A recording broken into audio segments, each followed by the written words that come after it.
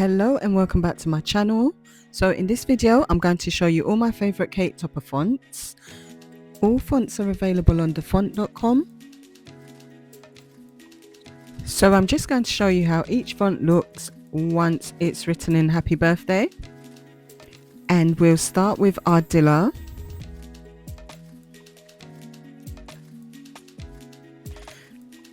Then we'll use Pink Pastel.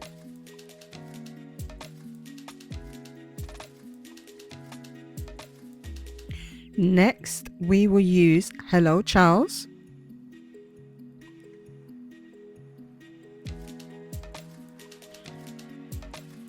And the last one is my absolute favorite, Southwood.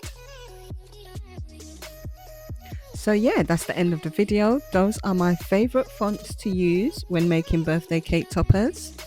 Thank you for watching, and please like, comment and subscribe.